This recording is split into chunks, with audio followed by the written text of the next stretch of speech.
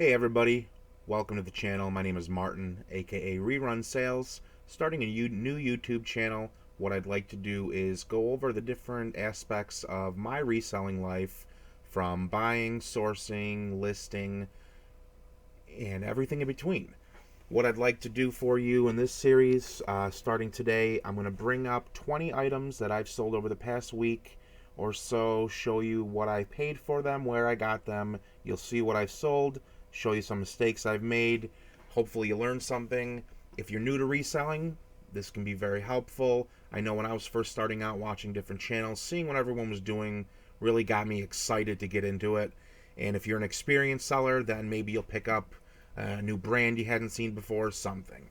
So we'll get right into it. The first thing I grabbed was a couple pair of American Eagle women's jeans. They were $1 each. Thought I was going to get a little bit more. Ended up grouping them together. Got $9 for them. Got these at a Goodwill on a half off day. Good condition. They just weren't as popular as maybe I had thought they would be. 5 Nintendo NES games. Got these at Savers for $2 a piece. Got about 8 games. Took these 5 that were not going to sell individually for a lot on their own. Grouped them up in an auction. Ended up getting $20 for them. They did pay the shipping. So we did fairly well on that one. Nintendo Powers, if you can come across these and the price is right, grab them. I got these over the last 6 months or so at a garage sale. Paid right around a nickel a piece for them. Ended up getting about 60 issues. Sold them all in 5 different auctions to the same person. And then I ended up getting shipped $80 for them. So initial investment was less than $2. Ended up getting 80. Really, good item to sell. Be on the lookout for that Nintendo Power. Under Armour, we all know, is a decent brand. I got this shirt for $1 on a half off day. It was one of those dry fit type shirts, and the size was good, 2XL. People like, the larger sizes sell better. Sold it for $10, and made a few dollars on that one. Fox Yamaha Racing, one of those kind of dirt bike, motocross type shirts. Color was a little faded. It had been washed many times, you could tell, but I did list that. Picked it up for $250. Knew I could do pretty decent on it. Ended up getting $23.60 out of it, so that went pretty well. Now this brand just goes to show you sometimes you get lucky, or you just try new things. Chesterfield, I had never heard of it personally myself. It was a heavier jacket. It was a nice shape, warm flannel, that outdoorsy type material. Picked it up for $2 on a half off day. Sold it for $16. David Taylor, I believe this is a Macy's, JCPenney type brand. I only bought this because it was new with tags.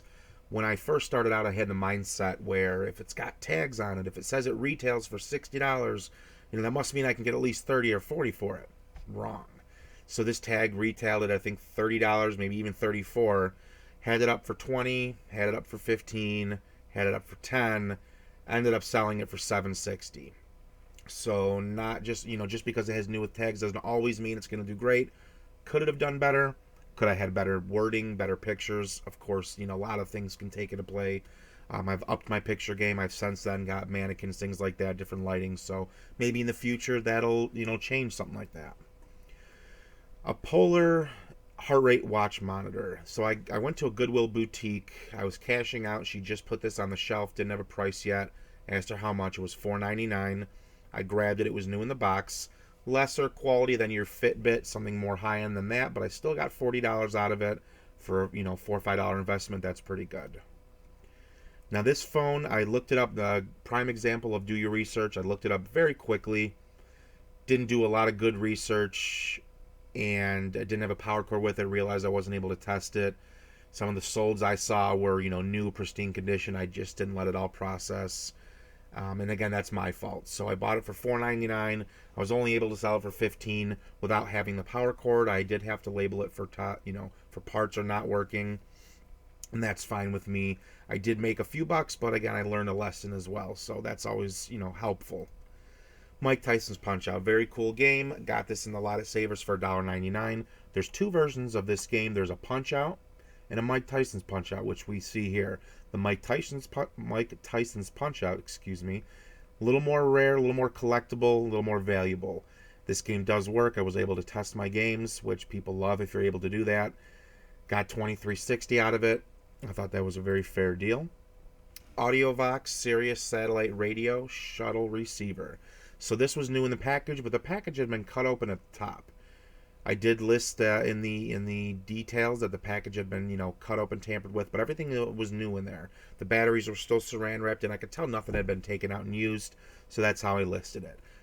I think I got this for $3.99, and I sold it for $39.60. We got a women's Harley Davidson shirt. Not a very desirable location. This is Batavia, New York. It's not your Vegas. It's not overseas. It's Batavia. That's fine. Got this for 50 cents at a garage sale. Sold it for $9. I'm okay with that. Harbor Bay, again, one of your local, I believe, retailer, maybe even a Walmart type brand. I got it because it was a 5X. Big and tall stuff does really well. It was in very good condition. That Hawaiian floral type look. Again, I got it for, I think, $1. Sold it for 10. That's, good profit in my book. My business plan right now is to go for volume, trying to, build up my listings, leaning towards clothing. But again, I'll always dabble in the electronics and the games. But again, we got it for, $1 or $2, sold it for 10. That's pretty good profit. I love this buy. They put this in the glass case at Goodwill. Had a $1.99 price tag on it, which, as you can see, I wasn't that great at removing. I need to up my price tag removal game.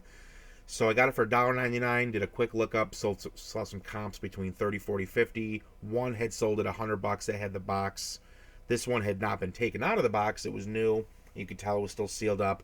I ended up getting $80 for this. I did take I put it on sale. So I bought it for $2 and got $80. So that was great. The guy was really excited, so I was stoked about that. Cotton Traders, more kind of an ugly type sweater, heavy, warm. But I bought it because of the golf guys on there. Had that vintage kind of golf, look to it. And it was just a large, not a crazy big size. I paid $1 for it. It had a little tear in the collar. I noted that, showed some up close pictures. Ended up still getting $12 for it. I was surprised, but excited. So that's great. Rough Stock. I've never heard of this brand before. I bought it again because of the look. It has that Western Texas style look. The buttons were metal. The cuffs had designs when you rolled them up. It was a nice shape. And the tag said made in Texas. I know people, they go for that kind of stuff.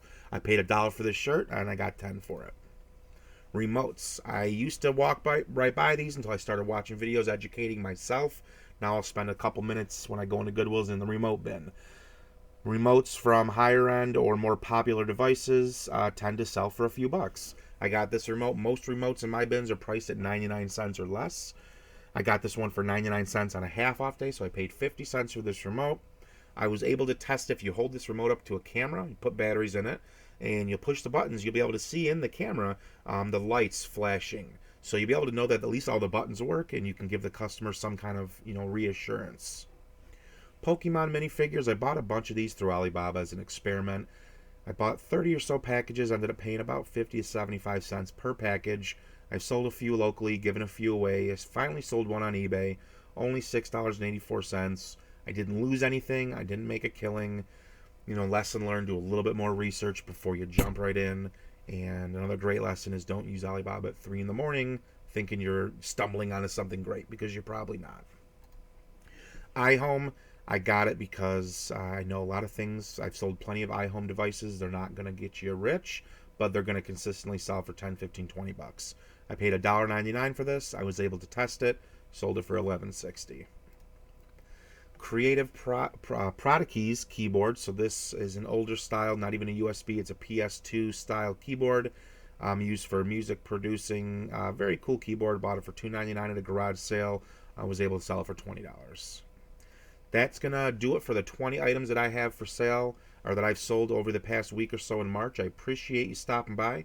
If you enjoyed the video, if you learned anything, definitely like the video, leave a comment below. Any questions, let me know what you found. I look forward to hearing from you guys, and hopefully we'll do this again. Thanks.